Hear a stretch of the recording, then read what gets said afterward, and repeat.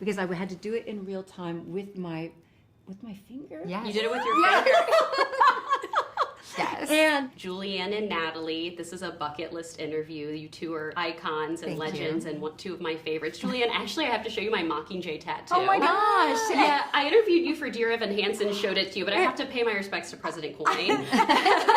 Thank you. I'm very appreciative. Thank you. Of course. I've seen this film twice. I absolutely loved it. And there's a scene at the beginning of the film when Elizabeth is sitting down with one of Gracie's friends, and she says, "What do you love most about Gracie?" She says she's unapologetic and honest. And I'm curious, after filming a month together in Georgia, what do you two love about each other? Natalie, what do you love about Julianne? Well, everything. I love everything about her. She's. Of course. I've admired her for the entire. I mean, since I first saw her on screen, and I've been so inspired by her as an actress and looked up to her so much, and then to get to know her and discover what an incredible human she is, and just genuine and loving and kind and fun, and it's rare when you meet someone who's that great an artist and that great a human.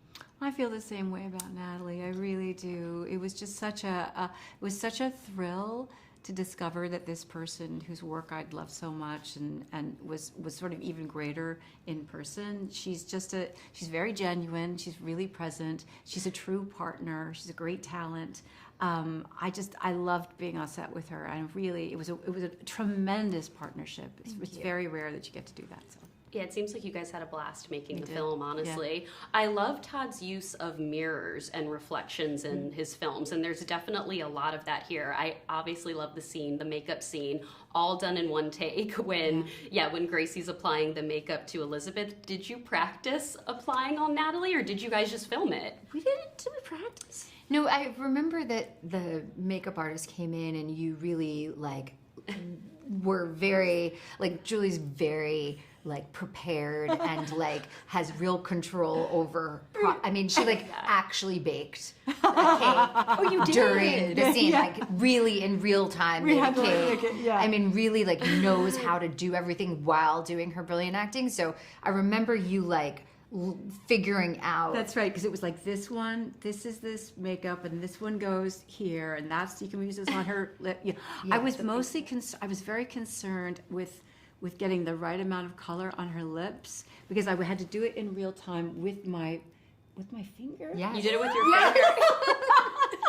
Yes. But the color had to be saturated enough so that when we turned in the mirror, she matched mine. Mm-hmm. And I was like, is this enough? Is this enough? And I also wanted it to look nice. So I didn't want it to be all over her face. But anyway, it was fun. You did a great job. And it was a perfect pink lip match. That was good, right? Yeah. It worked out. Okay. Gracie has a very unique voice and how she was speaking. And I know at the Q&A last night you said that you didn't really have a lot of time of rehearsing, and you kind of were just picking up on what Julianne was doing to kind of emulate playing Gracie in your later scenes. So how did you find her voice? And then is it true, Natalie, you kind of just while on set picking it up for your later scenes? So Julianne, I'll begin with you. There was something when I was trying to figure out this character and her presentation, there's something about her kind of hyper femininity and her childlike quality that I was looking for. She's sort of registering this stuff all the time, or broadcasting this to the world.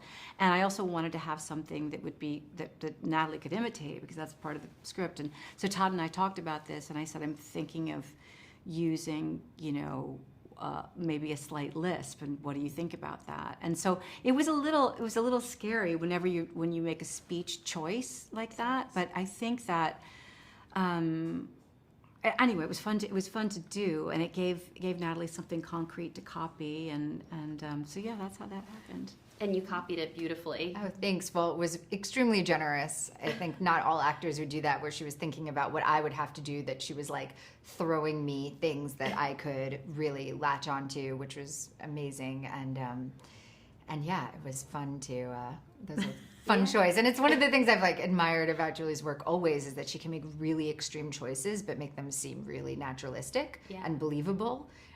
Because that's what humans are like. You watch a documentary and you're like, that's the wildest character I've ever seen, and actors, the best actors, that's what they go for. Yes, well, the two of you did a fantastic job. They are wrapping me. I love Annihilation. I love you. Gloria Bell. I know I watched Annihilation over the weekend just for fun. Thank you. And my dad's 71st birthday was the other day, and you're his favorite. And he's like, you have to tell her I love the Black Swan. I'm like, everyone tells her that, Dad, but I will tell her for you. Thank you. Thank you, ladies, Helen, so thank much. you. Yes, thank you, ladies, so much for your time today. Thank you very much. Todd, nice to chat with you Lauren, again. good to see you. Yeah, Yes. we chatted a little while ago in New York City. And Charles, so nice to meet you, my fantasy football buddy. Who was your number one draft pick, by the way? We did a lottery draft. Oh, yes. So we had but Jalen Hurts was. Yeah, my mine first was pick. Amon-Ra St. Brown, Oh, nice, and then good Josh pick. Allen. So yeah, Good I had pick. to ask. Oh, stacked team. Yeah, we talked a little football at breakfast this morning. No, my team is stacked. My team is Nice. stacked. Well, congratulations on this film. I've seen it twice now, and it's one of my favorites of the year. I think your performance is absolutely fantastic. And when I spoke with Todd, we were just like gushing about your performance the entire time.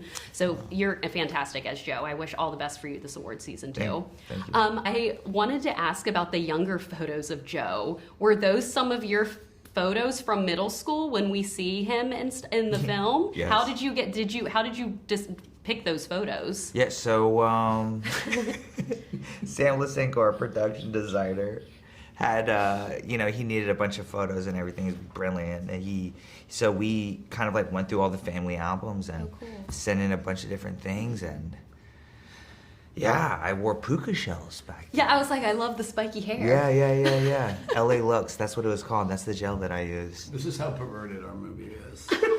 I asked for pictures of Charles when he was 13. Okay. Yes. He sends us pictures of himself at 13. I looked at them, I'm like, oh no. No way. And then I go, how about 14? He sends 14. I'm like, oh, okay. A little better. That's the treacherous line we were walking while making this movie. It was Right. crazy. Well, another scene I love is at graduation, and we see Joe kind of sobbing and smiling. It's just Yeah.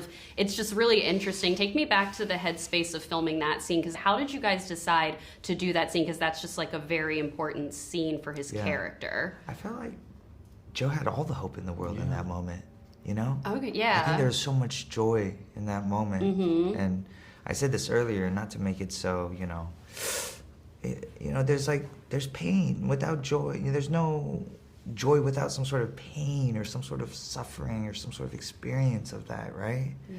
And I remember the first scene that day. It was a great day. It was a big day because there's a lot of background. Mm-hmm. And the first scene that I filmed that day was dropping off the kids at graduation. And then I had this 8-hour window of just hanging out with Natalie and Julie on set and Todd and just like eating food, taking pictures, just kind of like waiting around because that was the last scene we filmed that day. And we were fighting the light, and it was a technical shot, but each take, I just felt this overwhelming sense of release for Joe in that moment where it's so much hope. Yeah. It's so much joy, and it's this, for so long he's raised these kids, and to see them finally enter a new chapter in their life, of a life that he hasn't experienced, even though there's an unknown to that. But it was just, so hopeful. Yeah. Yeah, so hopeful. It's such an amazing scene. I also really just paid attention to like the butterflies throughout, because the film kind of begins with them, and also there's that moment with Joe, like with the butterfly before the graduation moment. What was the symbolism behind that for Joe's character? Because it's almost like they are caged, and then there is like a freeing moment. For me, it just seemed like there was a lot of symbolism there. But I want to hear from you, Todd, what it meant for you with that. I think the symbolism is writ large in those scenes. In fact, I almost felt that it was one of the reasons why I wanted to put that music on Score's those amazing. scenes right away. So there was something ominous about it, and it wasn't just a pastoral, poetic metaphor for liberation and transformation. But there was something predatory and strange about this whole, there was something bigger going on. Right.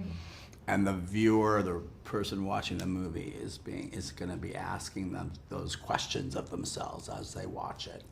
And even though it's beautiful and it is transformative, and that final scene where he lets it go is such a gorgeous part of the film, it's also the moment that his daughter is walking in her graduation dress, and she's about to take flight. So it all kind of comes together in that one scene. Yeah. I remember in those butterfly scenes, Todd would play the score on set. Yes. So I'd be cutting these leaves and holding these butterflies, and just while the score was So playing. you heard the score on set? We were playing the music from Yeah. the very first setup, Yeah. the very first Yeah. day, Wow. to the end of the movie. Yeah. I was using it as a tool, as an example of what the music might be, and then the roots kept growing in that score. And it just, to I what think, we were doing. yeah, and it just, the part of Todd's genius just added another element to, you know, what I was doing on that day. You know, it's, yeah. Yeah. Well, they are wrapping me. Congratulations to the two of you. It was so lovely to chat again and meet you, Charles, and I wish all the best. I cannot wait for everyone to see this film because it's so good. Thank I'm like, I you. can't wait to see it again with my family. Thank you guys. Thank What you. is this? This is kimchi. Oh,